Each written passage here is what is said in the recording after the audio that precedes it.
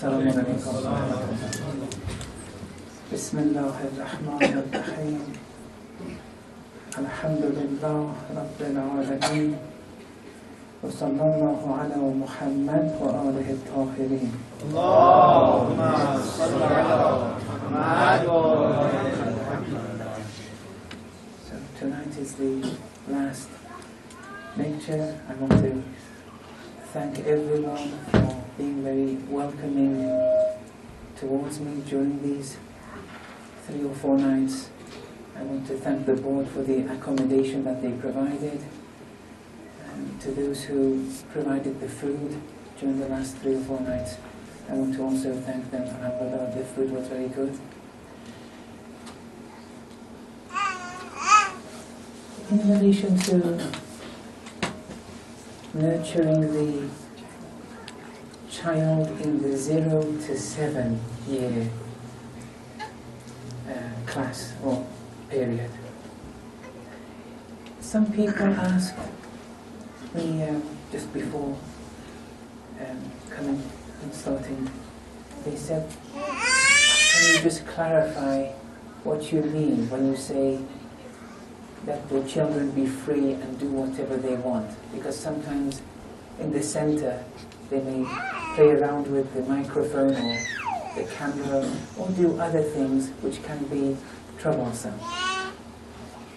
Now, before I answer that, I want you to appreciate that the answers I give, these are ideal answers. It doesn't mean everyone has to commit to it 100%, because it's very difficult to commit to them 100%. And they're not wajib. These are ethical guidelines. So everyone to their own capacity. I want to just clarify that. So when the Islamic texts call the child in this period a master, this is what it means. They can do whatever they want. Either, now if the child in the center is bothering people, the first point is no one should tell them off. Right? That would classify or qualify as disciplining them, and that's we shouldn't do. Either the parents shouldn't bring them in if the child is very troublesome, and that is a last resort because that may have problems of its own. Or the center has to organize a place, a room in the center or even outside the center where they can allow the children to express themselves as they want. Or you have to put the microphone or the camera or other things not within their reach. But disciplining the 0 to 7-year-old, that's not desirable in Islam. We don't have that. And in the very few instances where you can discipline them, which I haven't mentioned, and I would rather not go into detail right now, yes, there are exceptions, but this is the norm. The fact is that they are described as Sayyid, and that's not a very easy adjective just to pass by. It's something very noble. And as I said last night, the aim is for them to acquire that i'timad and trust, especially towards their parents, so that in the second 7 years that subservience will be facilitated. They also said, what did you mean by not disciplining them in their eating and in their sleeping patterns? Well, I meant, you can't say to them, or you shouldn't say to them, you have to have food at 6 o'clock or else. Lunch is at 1 or no lunch. Sleeping is at 7 o'clock or we punish you. No. The children, when they're tired, they sleep. When they're hungry, they'll eat. You can't discipline them in this area. You can put it in front of them, they'll eat it or they won't. Yes, I mean, if you accustom them to bad habits, such as watching television until late night, that's your fault. But assuming they're not accustomed to any bad trades, you shouldn't discipline them even in these fields. Now yes, this is going to be very difficult for the parents, especially the mother. Here, if the man can, if they get an assistant, a nanny, an au pair, you don't have to get one from outside. Teenage sisters, for example, in our own community, you can pay them something also. If they come 2 or 3 hours during the day and their mother can rest, that rest of 2 or 3 hours, for example, during the day will make her stronger during the night with the child. And there may be other ways you can deal it. You have to use your own initiative. I'm only giving you the general, the universal principles. Now you can think of maybe better methods. But we'll go through Q&As later, inshallah. I just want to finish 2 points in this important stage. So we want to...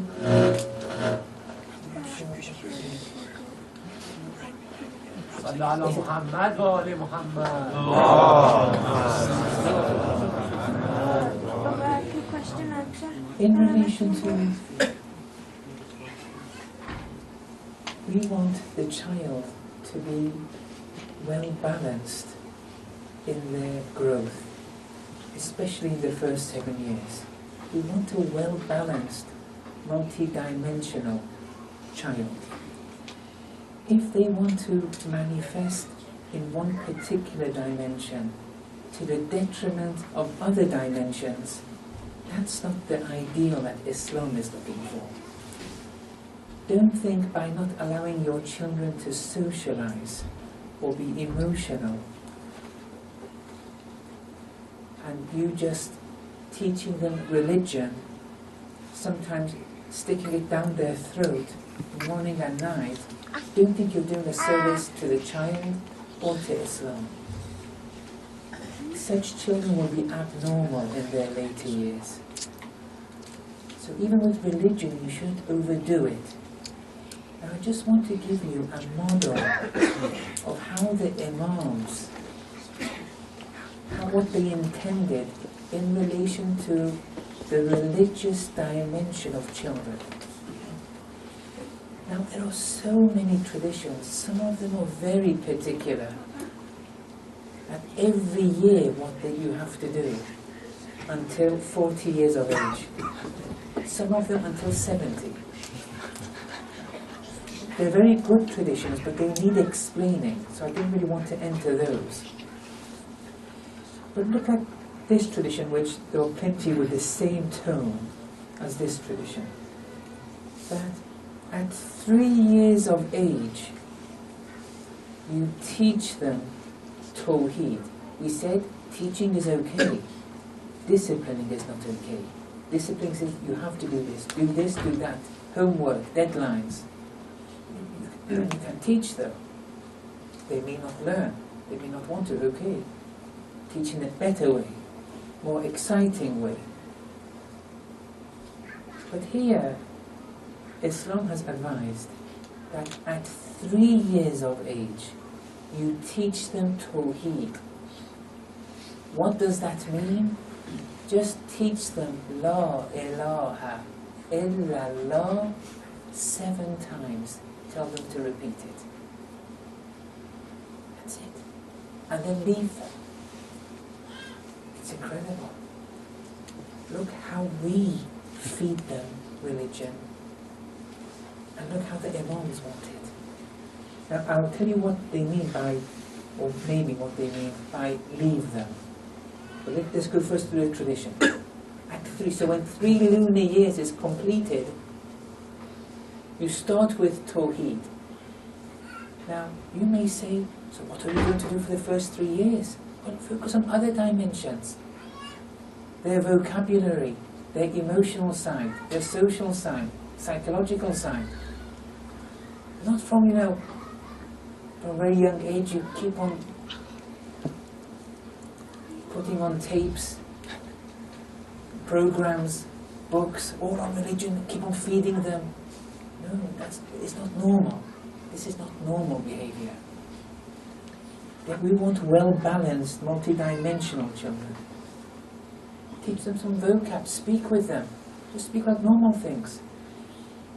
On the margin, I have to be frank with you, Muslim children, their vocabulary is not strong.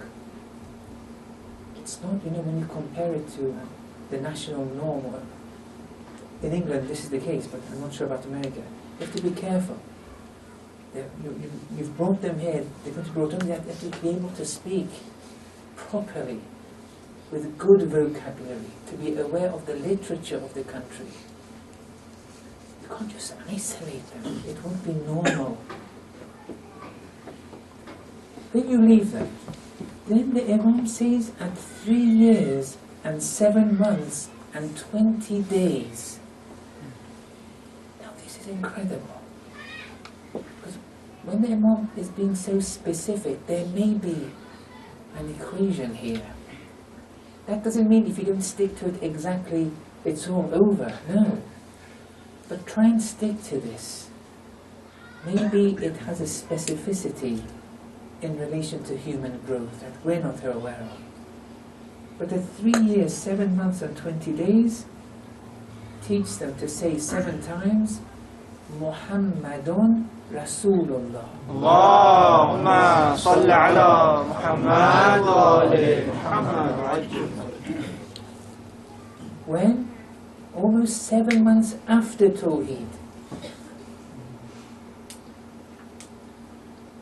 Now, sometimes the child may hear, before 3 years and 7 months, may hear a group saying something and may come and ask you. That's different. But you going to the child and teaching, this is the protocol. These are 2 different things. Then leave them. In between, I'll explain what to do in between. At 4 years, teach them to say 7 times, Sallallahu alayhi wa alih. At 4 years, when 4 years is completed. Wa alih being important. Now you're introducing the Ahlul Bayt. Naturally, you have to give them meanings when you tell them to say it. To the best of their potential and understanding. Then leave them. At 5 years of age, teach them the left and right hand, which is which. At 5 years, assuming they don't know. Which is the left hand, which is the right hand. Introduce them to the Qibla. Let them face the Qibla and tell them to go into the sajda, prostration position. It's the first thing of salat which you want to introduce. And this is the most humble aspect, component of salat. It's the sajda. And tell them to go in the sajda position. They know Tawheed and say, go into the sajda. When? At 5 years. Now before that they may see you do the salat and they keep on doing those, that's okay. But you teaching them at 5 years. At 6 years, teach them the washing of the face and the arms. That is in the wudu. But just the washing. How they wash the face and how they wash the arms. Not the wudu. You don't teach them the wudu yet. You just teach them the washing components of the wudu. And also, in relation to salat, at the same time, 6 years, teach them the different components of the salat. Not that they should do it, but the different components, the qiyam, ruku, and other components. Then, in the 7 to 8 year period, I know we're drifting out of the 0 to 7, but for completion's sake, if I can just finish this. It's better, otherwise it's good to do it at 9, but it's better at 7 and 8 years of age. That's the time you teach them the whole wudu and the whole salat. You teach them. And if you don't, at 9 years of age, you do teach them. In some traditions, it says whenever they perceive, they have that faculty of perceiving properly. When you explain things to them, they say start then. this tradition will help those who mature a bit earlier. But still, be careful you don't push them. From puberty onwards, you have to be more strict, and since puberty is in the 7 to 14 year period, their discipline, it doesn't matter. But before that, this was the protocol. Now you may say the sisters at 9 years, when they reach canonical puberty, not medical puberty, but the Sharia has a different definition of puberty for sisters. It's when 9 lunar years is completed. You may say it's difficult for them to fast, for example. Of course it may be difficult. There's no problem. And if there's so much burden that they can't tolerate it physically, then they don't do it. You don't have to push them. And then they can compensate for that. Islam doesn't want any burden, excessive burden upon anyone. So don't, fear that. And if the sister says she can't, you listen and don't force it upon her. Okay, so what do we understand from this general protocol? First, we see it's a very slow, gradual, step-by-step method of teaching religion. And here, aqa'id, tawheed and nubuwwat are of primary importance. And in relation to the ahkam, it's salat is of primary importance. That's it. Other things outside this, in the early years, it's not necessary. It's not necessary. Exceptions exist, but you don't have to go overboard with this. You may overdo things. Don't burn them. And it's a very easy and simple protocol. Now, in between these dates, these timings, when the Imam says leave them alone, you can, through different media, such as games or other things, try and reinforce those elements, which is on a par with the different ages that we specified. Try to reinforce it through either stories, cartoons, films, but do it in a very exciting way. Now that changes from one era to this era. For example, 10 years ago they were teaching another way, 40 years ago it was another way, today it's another way. Make sure also you teach them in a way that you're not miserable when you're teaching them. You're not gloomy when you're teaching them. No one's forcing you to teach them. So when you want to do it, make sure you're giving you all your time and effort. And since it's the parents in this 0 to 7 phase which do most of the teaching, allocate their time carefully and give them your time in that regard. Other things to do in between those things, focus on other elements. Cultural elements, language elements, traveling elements, social elements. There are so many other things to do with the well-being of the child. Well, do those. Religion-wise, this is what you need. Now, there are some actions which there have been in the traditions. You do see a particular desire from the imams that these are passed on to the children, not through discipline, but in a way which you're not disciplining them, but you can convey it to them, and it's a very great effect. One of those is the Holy Quran. For them to read it, to memorize it. But when you see they can't do it, or it's becoming a burden, you should never, go one step extra. And you shouldn't be disappointed. There's so much time for them learning the Quran in the future. But it's a well-balanced child who can accept the truth easier than a child which isn't well-balanced. some people may not have religious parents, but the parents provided them a psychologically, socially, culturally well-balanced environment. And when they grew up, they accepted Islam at a much faster rate and a much deeper and a more effective way than many children of religious parents who weren't balanced.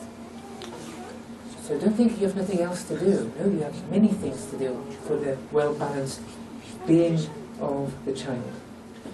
So the Quran is one which is prescribed in the traditions. Some ahadith, especially the ethical ones, very important ones, like not lying, not harming people. These things, if you can instill in your children at an early age, for it to be imprinted within their hearts at an early age, it's prescribed by the Imams. Writing is also very desirable, teaching them how to write. No discipline, but to the best of your capacity, it's something important. In relation to sports, in the 0 to 7 period, it's not something which there are too many options available, but it's good. But especially for the 7 to 14, there are many sports that are prescribed. Poetry has been also prescribed, especially those which laud and commend the praises of religion and the Ahlul Bayt. But teaching them poetry, and this was a custom which in Iran, when you look at the biographies of the Maraji and great scholars, they all say that within the early years of their life, from 4 to 6, the likes of Imam Khomeini and others, they were taught poetry of Sa'di, and they would say that those poems had an effect on our lives.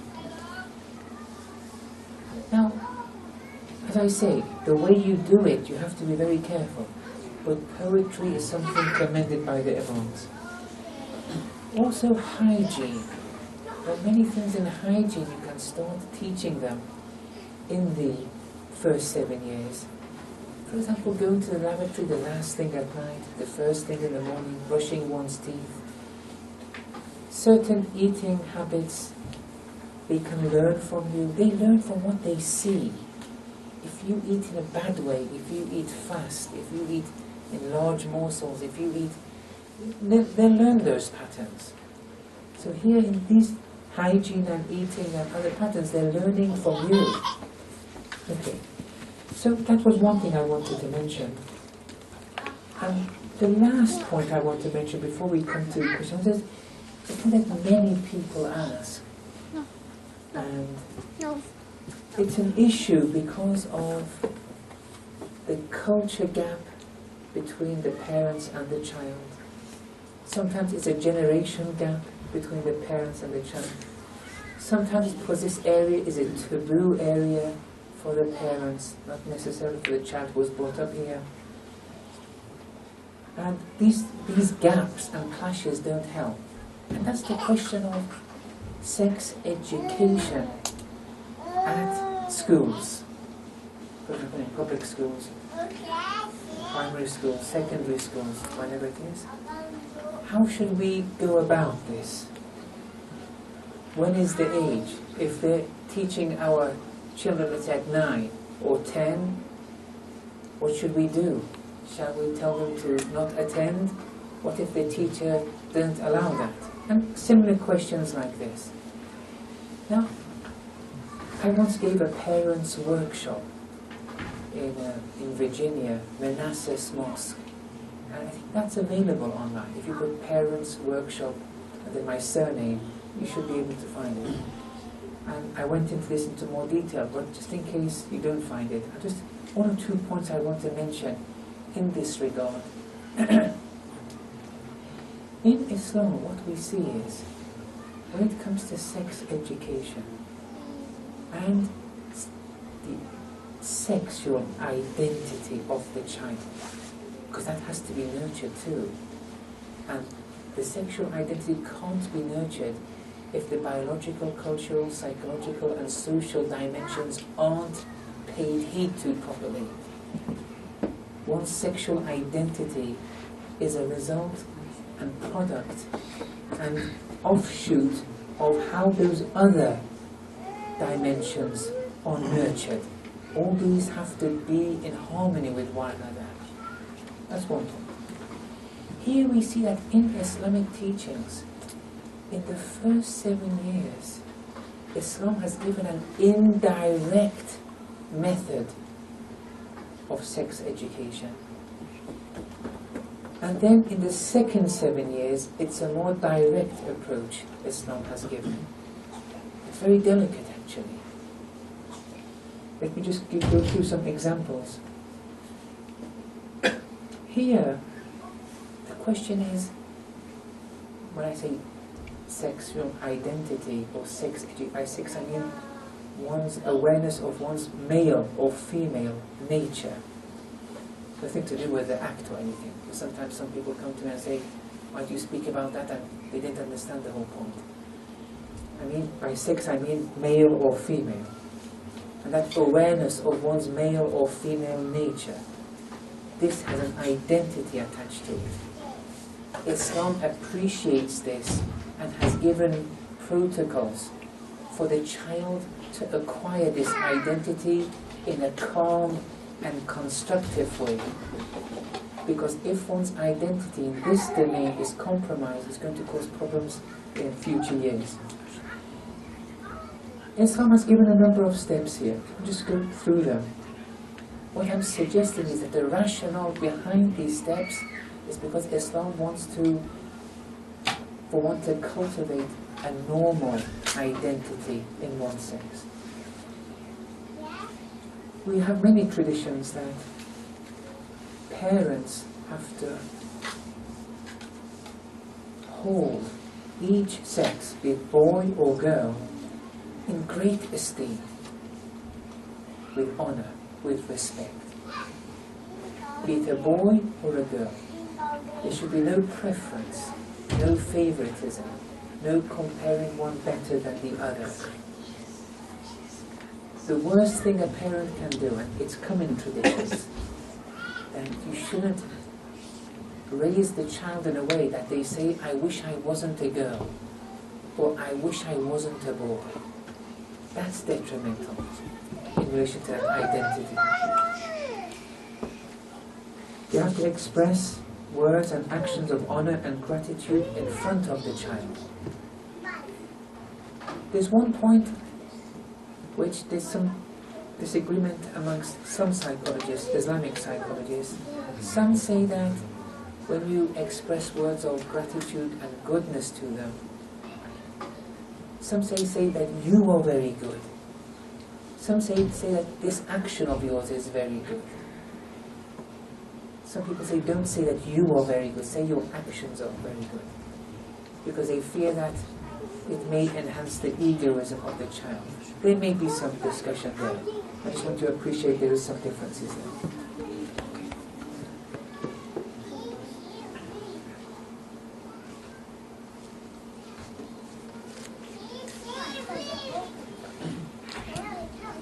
Now, in the traditions, we see there are values that the Imams wanted the father to pass these values to the male child, not the mother. Or there are values for the young female infant or child that the mother has to pass on, not the father. And the reason for this is that it may lead to a confusion in the child's identity. For example, in this early first 7 years, adorning the female is very desirable. Adorn her. Buy her things to adorn herself with, especially in the house or in other gatherings. But let her understand this, and here the mother plays more of a role. Don't think it's bad if they, for example, with their nails, they colour it or wear certain things or earrings. But all this is good for the first 7 years, especially in relation to sexual identity. They have to understand this. For males, no such advice or prescription is given. And there's no need, and it shouldn't be done. That confusion may arise. When it comes to bathing children, Islam suddenly comes and says, for the 3-year-old onwards, if it's a girl, the mother has to bathe. If it's a boy, the father has to bathe. Even if Islam doesn't say it's wajib. But here, when it gives you this advice, because maybe it's referring to this reality, the ethicists have said this, that it leads to, because the sexual identity of the child, from 2 or 3, it's starting. That awareness is starting. That differentiation that a boy is different to a girl, that I am similar to my father rather than my mother, it's starting. It's not complete by any means, but at 2 or 3, very rudimentary, on a very rudimentary level, things start. So for bathing, the similar sex has to bathe. It may lead to a confusion in their identity. If you're 7 or 8, still the mother is bathing the male child. It may lead to problems. Also the other way around. And they came to the Imam, and one of them asked, until when should the mother wash the female? He said, up to 3 years. And the scholars say it may give wrong signals in relation to the sexual identity. From 3 to 5 years, here, that identity is still growing. And here, the child is interiorizing and accommodating that which he sees in the parents into oneself. And that's why it's better for the male child to be with the male parent primarily. If the father wants to work morning to night, without a doubt you're compromising on the identity of the child. I understand that work is important. I understand in America it's difficult when you have to work. But sometimes in life you have to make and prioritize things. The prioritizing is up to you. But a male child from 3 to 5, let's say, or especially 0 to 7, but from 3 to 5, when they're copying everything, they're emulating everything. Islam says that the father, let them be with the father primarily, so that they see in certain scenarios how the father acts. They see the father, they see when they go out, he goes out with the father, even when they're buying gifts, the father has to buy certain gifts for the male child. Here, it's very sensitive times. Now a parent, first of all, with divorced couples, there's going to be some compromise there in one's identity, especially if the child is in the first 7 years. In the second 7 years, it's less. In the third 7 years, the complications will be less for the child if a divorce results. But in the first 7 years, if divorce really is a last resort, do your best that it doesn't happen in the first 7 years. But in divorce, last resorts may even dictate that. And with the female child, the mother plays a primary role. That doesn't mean the father doesn't play a role. Same with the male child. They both play roles, but there's a primary emphasis with the parent of the same sex. The primary emphasis is there. Okay. So here we see this. Then the question of in the traditions we see that from 6 years onwards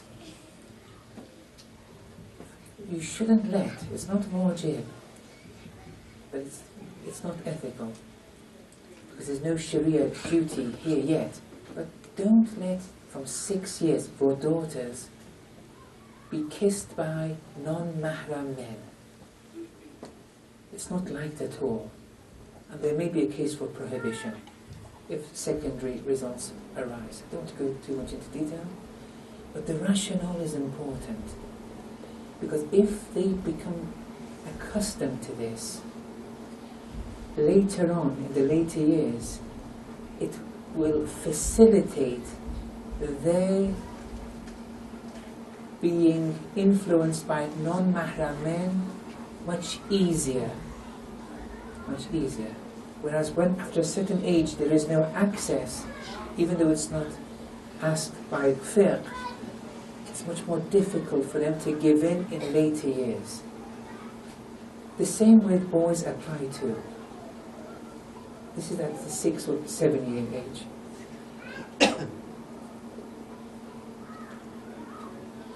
The separating from the bedrooms, if it's a boy and a girl, or with one's parents, is also suggested from 6 or 7 years of age. Some traditions say 10 years of age. If you look at it from 7 to 10, and look how developed your child is, and then you can base your decision then.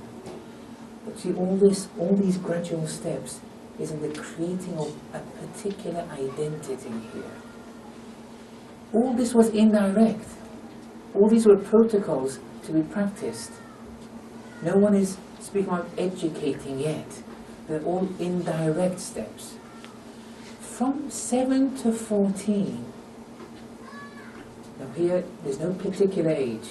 For some, if they acquired that developmental, mental stage at a much earlier age, maybe at 7 or 8. For some later. But sexual education has to happen in this second 7 years, and it has to be incremental. You don't tell them everything from the very beginning. You explain it in a very simple language, but you don't lie in the second 7 years. Don't lie to them. Don't say we've brought, for example, say, where did this child come from? Well, God gave it to us all. Silly things like that. You have to be as precise as possible, but it has to be in steps. You don't have to give them the whole truth in the beginning. But very slowly, when the questions become more and more precise, you answer more and more precisely. And then maybe for some, at 8 or 9 or 10, you can be frank with them. But the aim is, they should be taught this kind of education from the parents before they go to school. You have to tell them. If you don't tell them and allow for the school to tell them, you may be compromising because you don't know how they're being taught. But if they're well prepared, they're at school, they won't be affected by how they're taught, and they'll come to you and then even discuss it with you, and therefore that would be maybe more preferable. So that education, don't worry when it is, but it's in the second 7 years, and it's a gradual thing. That's all I can really suggest. I can't give an age, I can't go into any particularities, it depends on the child and other things. And also get help from your seniors, the senior members of the community, teachers of the community. Sometimes they can give you steps that maybe I can't.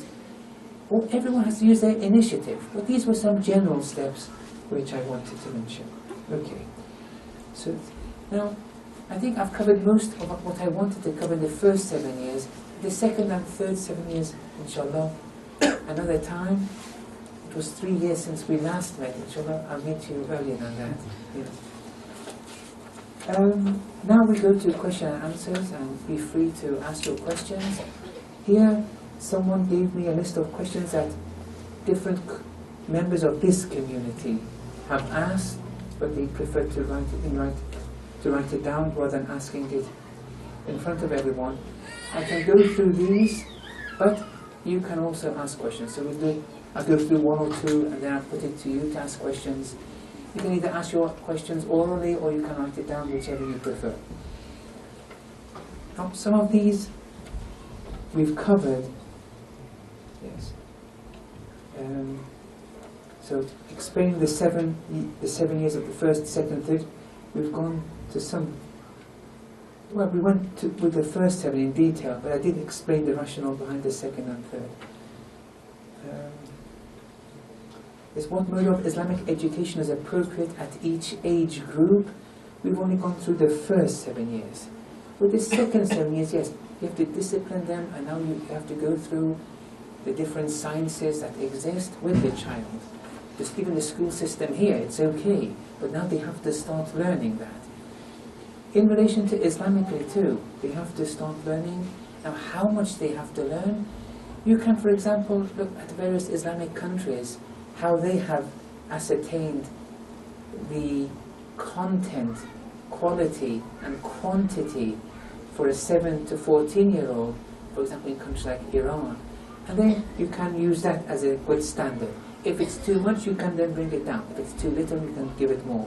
But you have to start educating with discipline in the second 7 years. What's the best method and correct age to inculcate basic wajibat? I think we've gone through that to some extent. And how much should parents be relying on the Sunday school to provide religious guidance versus providing it at home? They shouldn't rely at all on Sunday school, because I don't think Sunday school should be relied upon, because it's a minimum. Sunday school is good for children getting together and praying, but knowledge-wise, they shouldn't rely too much, especially for the children. It's at home for the first 7 years is priority. For the second 7 years, if Sunday school is the last resort, well, you have nothing better, yes. But still don't rely, unless the Sunday school teacher is a scholar. A scholar is pivotal for a community. A community without a scholar, sooner or later, will fall spiritually. Now, yes, this community has its own stories with scholars, and this community actually has a very good infrastructure, I have to say. And maybe the scholars you've had in the past have contributed to that. But alhamdulillah, the infrastructure is a good infrastructure here when I compare it with other communities. But in general, you shouldn't rely on the Sunday school. Now there are other questions, but anyone, do they have any questions? I'll ask you. Yes, yes. What about the people who don't accept their own sexual identity, and later on in life they even go to surgeries to change that? Yes. And also I believe that Islam, to some extent, or it allows it. Yes. That's the first question. And the second question is about the homosexuals. When you ask them, when you tell them this behavior is wrong, and they say they were born that way. Yes. So how do you explain that? Yes. These are two questions which aren't directly related to child nurturing, but they are two very, the answer to these questions are very lengthy. With the homosexuality issue, I do have a lecture, and it's online. It's 1 hour long with 20 minutes of Q&A. I gave it at the University of Michigan.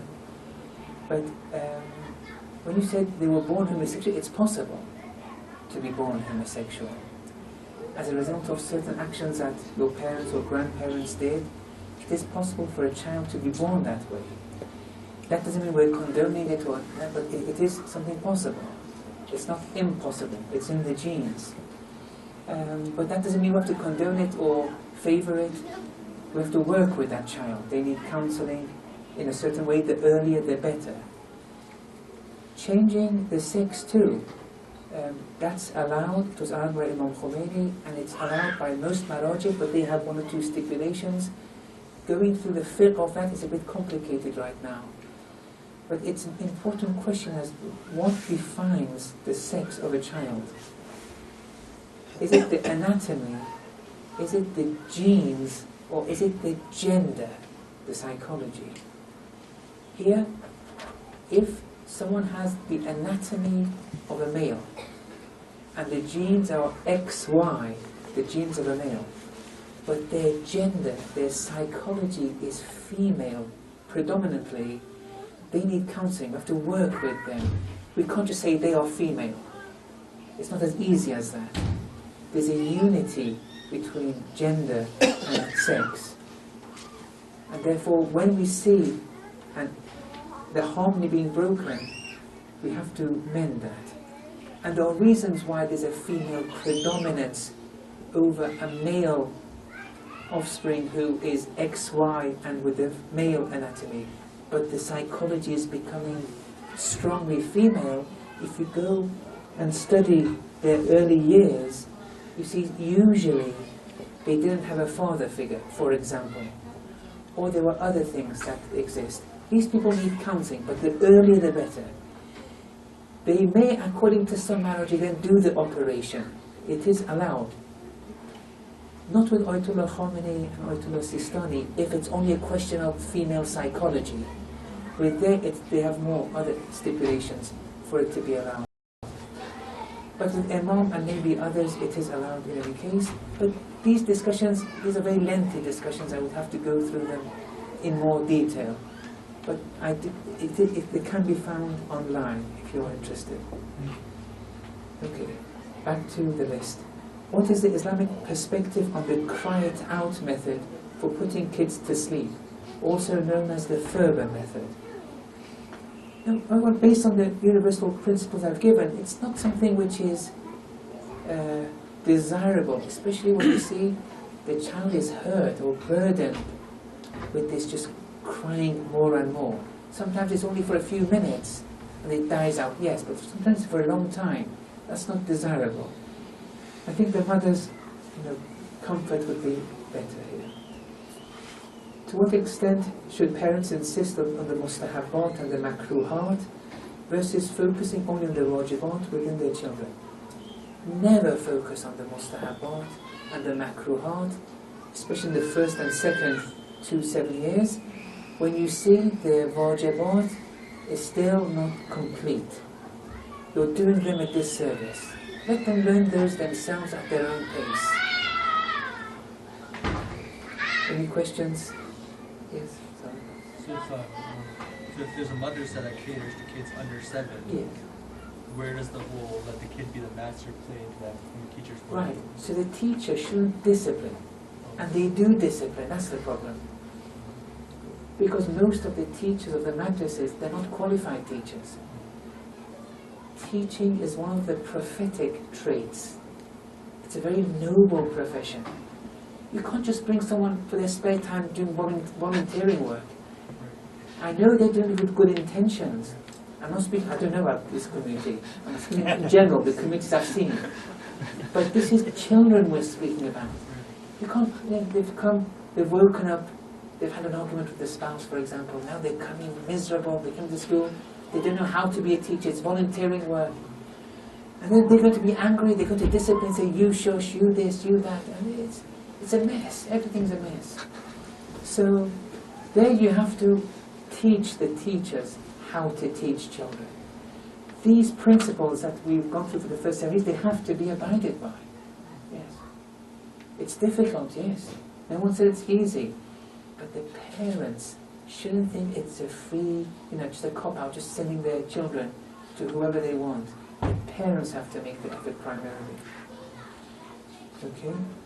How far should we go as far as restraining our children from the participating in non-Muslim celebrations, such as Halloween, Christmas, etc.? Is this something that is not worth the battle? How should we inculcate values at an early age to avoid their attraction toward these things? Well, Halloween, Christmas, Easter, today in America, no one is celebrating Halloween based on what the real Halloween was all about. Even for Thanksgiving. Thanksgiving has a history to it. No one is celebrating that history. Most children, they don't know what it's about. Christmas too, unfortunately, it's become like that. Easter too. Most children aren't doing it. So if your child goes to Halloween or Thanksgiving, don't think they are disseminating or propagating those messages. If it really is a case, they shouldn't do it. In relation to Christmas, it's not a problem because we also believe in Nabi Isa. Okay, maybe the dates we don't believe and all that. And there's a question that it was a 25th of December was the date of the idols, the sun idols, but no one knows about the history of exactly what the 25th was. And everyone is saying it was the birth of Christ. You're celebrating it with them, that's okay. So on the whole, if nothing is done against Islamic values, and you are doing something which qualifies as you spreading what Thanksgiving was all about, it was a Puritan movement, for example, and you are disseminating that movement. That's not the case, but if it was, you're confirming that message, that would be problematic.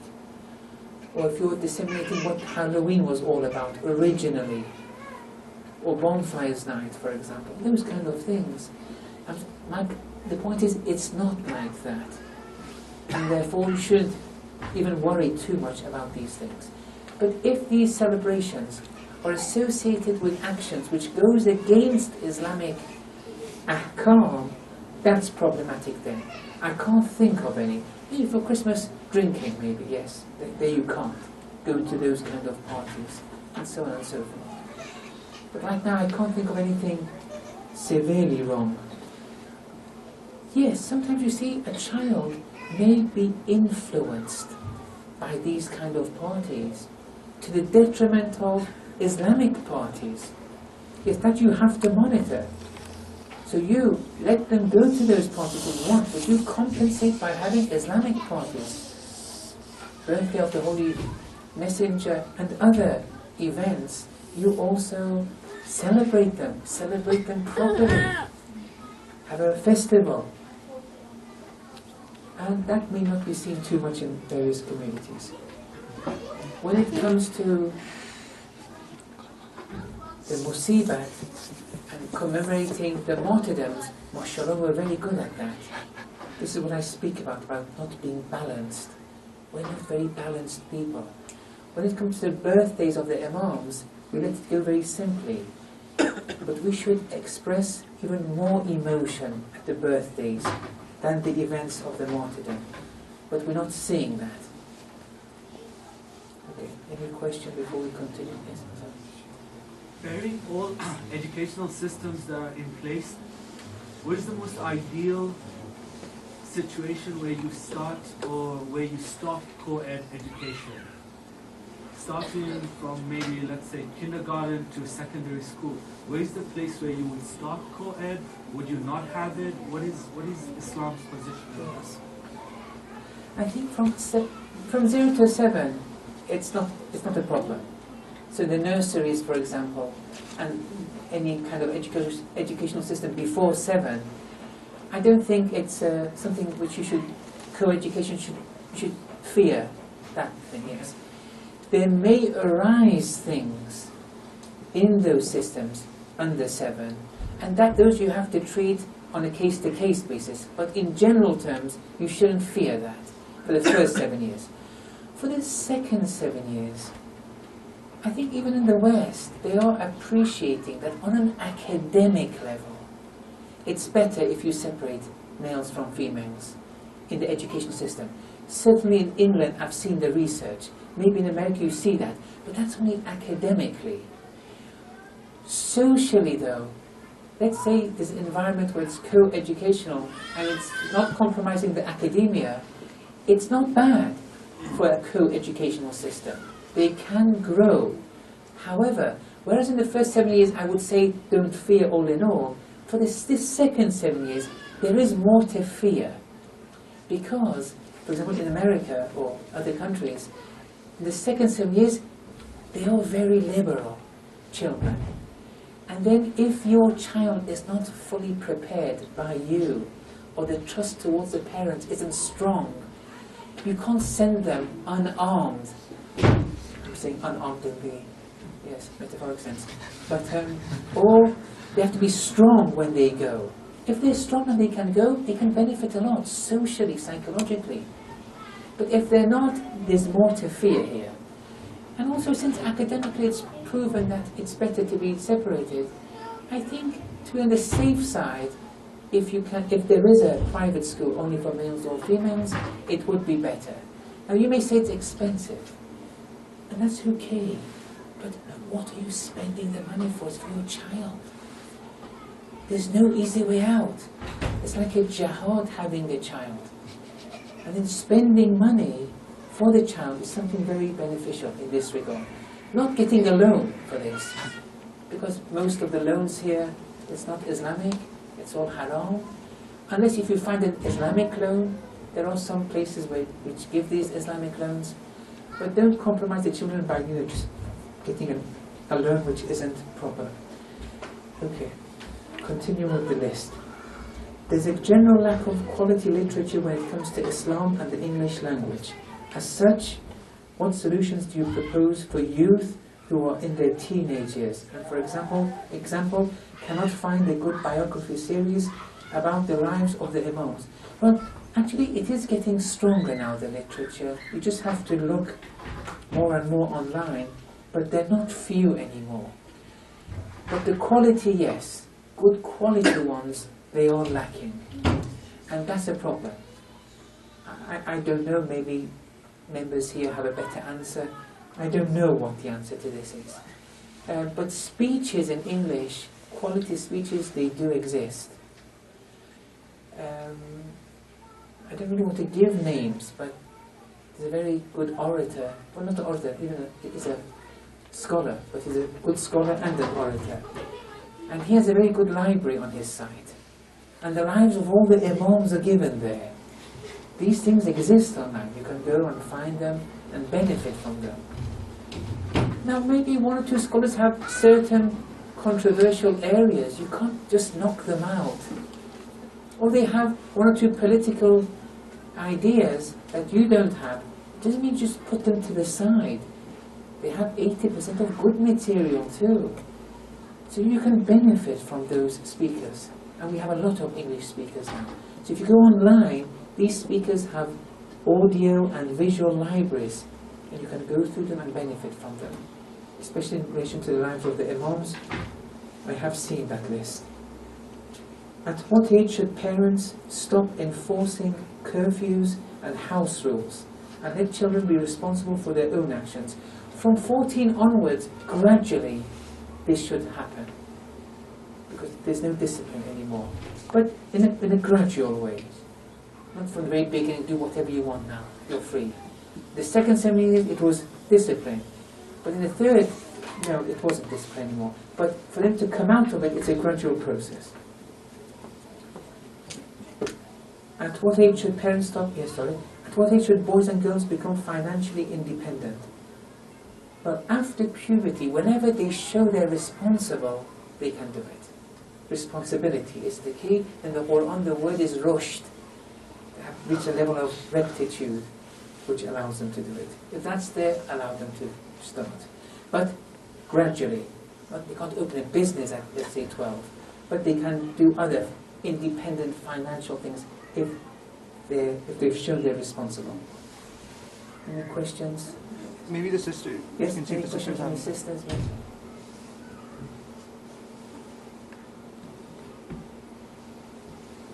Okay, we'll go through a list. Oh, yeah, it's okay. Yes.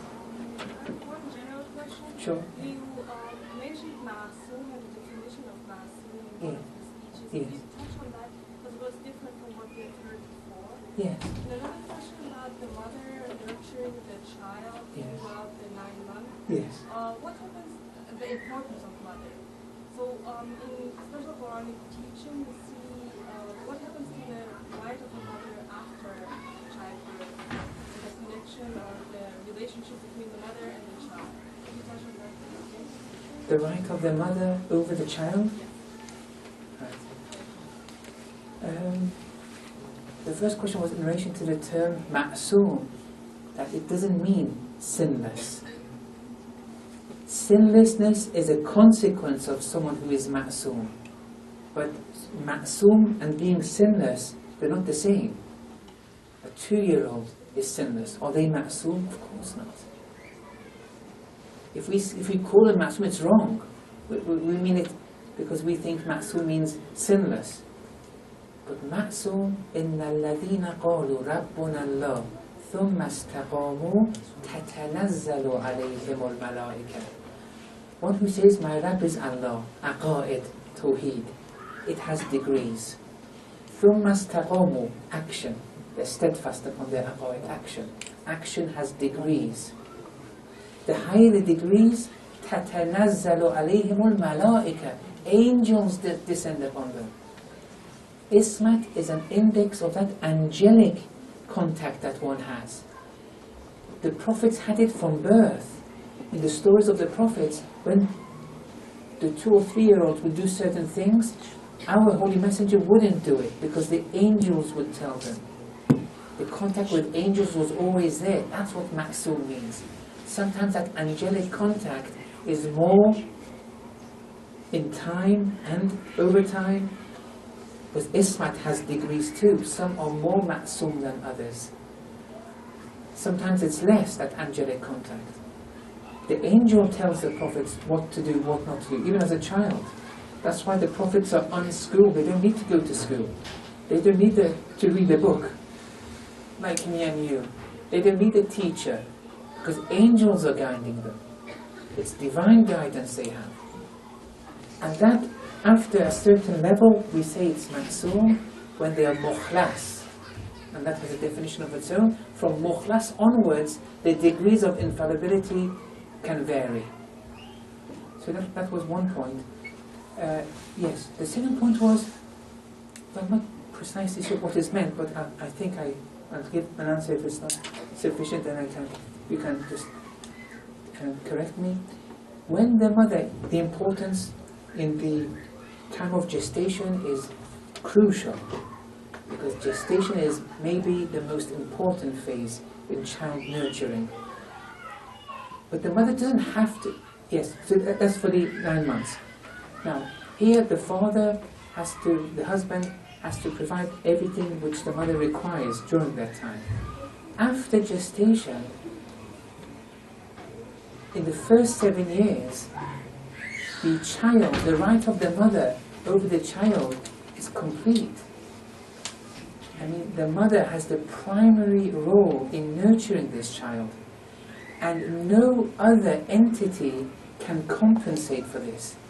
And that's why, if God forbid a divorce happens in the first 7 years, the custody will go to the mother until 7 years.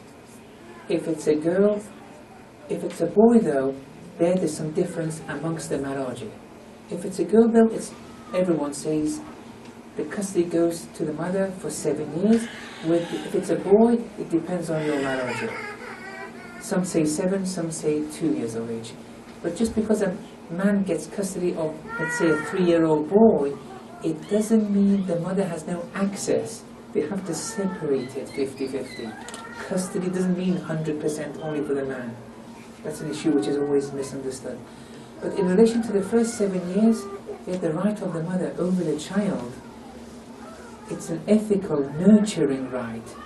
Because I mean, the other rights don't really qualify. There are no legal things which can qualify in this stage.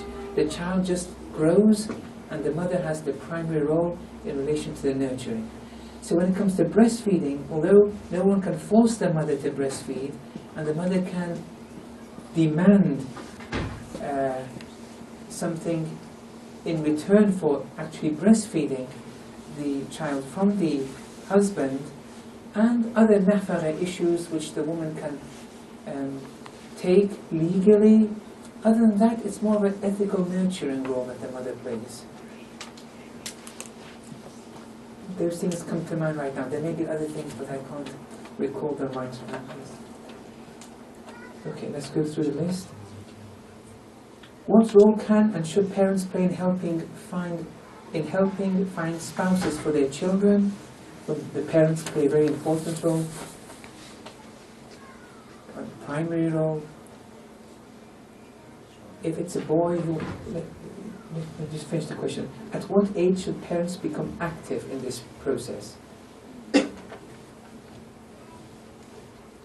One can't generalize, but after the 3 7-year periods finish, that's a good age for marrying. But maybe even during the 3rd 7 years, if the teenager shows that responsibility, it's okay. But definitely after the 3 years, they should be thinking. They shouldn't delay things more than that. The parents do play a role, and the children should listen to their parents because of the experience the parents have. So if it's a boy, Let the mother see the mother of the to-be spouse. She will learn a lot by seeing the mother, by socializing with the mother. And she knows you. She sees the mother, which usually sisters become their mothers, more or less.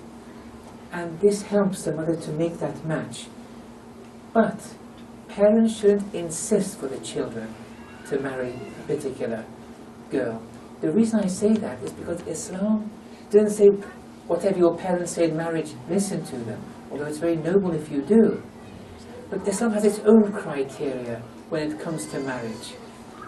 And then we have to, parents and children have to abide by that criteria, not by just merely listening to the parent. If the parents are speaking based on the criteria which Islam has given, okay, so much the better. But here we have to go through the criteria that Islam says. But I think 18 to 21 is a good age to start. For sisters, if they delay it too much, if there's a reason for that delay, okay, I don't mind. No one can force you to marry. But if you delay marrying, and this delay leads to you emotionally, psychologically, and sexually being compromised at university or the workplace, you're doing a disservice to yourself and the husband-to-be. Therefore, if you want to delay it, make sure you're not compromised in these domains. And these domains, it's very easy to be compromised because you're expressing emotions in these domains to the other sex to varying degrees when it should be expressed to one's husband and should be left for one's husband. So that's something one has to be careful. It could also compromise one's nurturing capacity. With men too, this also applies, but not as much as with sisters. Any questions before? There's so many questions here. I don't want to just... I have a question. So you had mentioned as far as the primary role for children's education, Islamic education, should be with the parents. What do you, and I'm saying this, as a madrasa teacher myself, when you see, for example, some parents who they themselves don't know a lot of the basics. Right. So in that situation, would you alter your advice? I mean, that would be a failure on their behalf, but it's very noble and mature of them to say, now we can't do it, but they failed in doing it. And it's going to have a bad effect on the child. But at least they've understood that we don't know, let's take them to a madrasa. It's better than nothing, of course. Yes. Okay. What happens if parents didn't encourage or enforce wajibat for the first 20 years of the child's life, and now they're older, 18 or early 20s child, is discouraged from religion and has no interest in practicing Islam? What should parents do to help them get back on track without pushing them too hard? I mean, there's no point in pushing them anymore. They're 20 years old. It's game over now. There's no miracles. I can't have a magic wand or say abracadabra. Here, two things you can do. First, the language of compassion now. It has to be all about compassion. You can't now begin to force something upon them or disown them. Or compassion is the first language. Maybe with that compassion, the language of the fitrah, if a bit of their fitrah is intact, your compassion may lead them to you slowly but surely. That's one route. And then when they show they don't have any interest in Islam, they don't want to practice, try to see what they're interested in. What has replaced Islam? And then there, sometimes you can very indirectly have discussions on those areas. And if those areas are disproved to them, maybe they'll come. But you have to do it in a very delicate way. The best thing for children is putting them intact, always in contact with a scholar. In the first 7 years, it's the scholar of your area. They come and have programs. Even seeing a scholar, on a weekly basis. Even if they have silly questions, but seeing a scholar has enormous effects. For the second 7 years, once they can now email and do things, now we have many scholars who are you have access to, at least electronically. But being in contact with the scholar, if that contact is broken, it's an important downfall in your spiritual lives. Imam Sajjad in Du'aya Hamza al-Thumali, in one part of it, he says, وَلَعَلَّكَ فَقَدْتَنِي مِنْ مَجَالِسِ الْعُلَمَاءِ فَخَذَلْتَنِي. Maybe, speaking to Allah, maybe you saw me absent in the assemblies of the ulama, and therefore you put me down. This put you down is a cause and effect relationship. You did something to be debased, to be put down. What was it? Losing contact, being absent with a scholar. It's something which I don't think anything can replace a good scholar, because they're always in contact with them, even if it's once a week. And therefore things which happen during one's life, those big decisions, they always have someone. Yes, a school teacher can replace a scholar to some degree, and therefore when you have no one, that's second best. But the point is, today we have scholars that are accessible electronically. You can benefit from that. What is the best way to help children at a young age, 6 to 10, fall in love with the Ahlul Bayt and to love participating in programs such as Ashura, Qadir or other Islamic holidays? In relation to participating in programs, you have to have very exciting programs. It shouldn't be very dull and gloomy. You know, you have to call out to all types of people. And therefore, you know, it doesn't matter. When you want to celebrate, you have to celebrate on a par with this culture. How do Americans celebrate? You celebrate like that. But where it goes against Islamic injunctions, no. Otherwise, you can't, you know, expect your children to be brought up in America, but then they have to celebrate how they celebrate in the East. That harmony, it's important to bear that in mind. In order to love the Ahlul Bayt, it's not as easy. It's an easy question to ask. It's a bit difficult to answer, yes. Many times we have the situation whereby one parent is very religious, but the other parent is not very religious. Or sometimes that other parent, I'm assuming it's that other parent, which isn't, undermines basic wajibat in front of the children. How should the more practicing parent deal with such a situation? It's a good question, yes. So you have one parent who is practicing, one parent isn't practicing, and may sometimes even undermine. Here, the parent who is practicing should still respect the other parent which isn't practicing. The love between them still has to be there, the respect, the body language, especially the children in the first 7 years. Everything has to be there as normal. But the practicing parent has to show patience. If one parent shows patience and practices practically, according to Islam, that is enough for that child to accept. But they have to see the practicing parent be calm, be patient, and not disrespect the other party. The child will be surprised. They always understand who is disrespecting who, and they always side with the party which is respecting and always see them as the model. So for the practicing, although it's difficult, they should express more patience. This is the final question on the list, and then I'll put it out to you. Although tomorrow early morning I have to go to the airport, so have some compassion like this. Some scholars, such as Ayatollah Sistani, have impressed upon the importance of transmitting our mother tongues to our future generations. Can you elaborate on this, and what kind of benefits this has vis-à-vis a child's spiritual growth? For example, access to Farsi, Arabic resources, etc.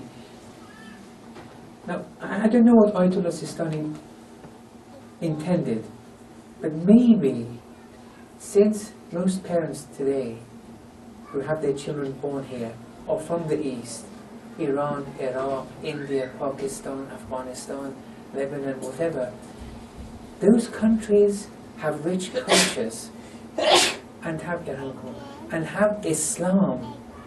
Those cultures have Islam within them, and an Islam-rich culture. This is just a medium for the child. If they have that cultural aspect preserved, it's a medium for them to learn more about Islam. So maybe he meant, rather than letting your children be West toxified, don't undermine the cultural element of your parents, which starts with the mother tongue, because that can be a good medium for Islamic values of those cultures to be conveyed. Maybe that's one medium. Okay. That's the list in short. So no questions from the sisters? Okay. وصلى الله على محمد وعلى آله. اللهم صل على محمد وعلى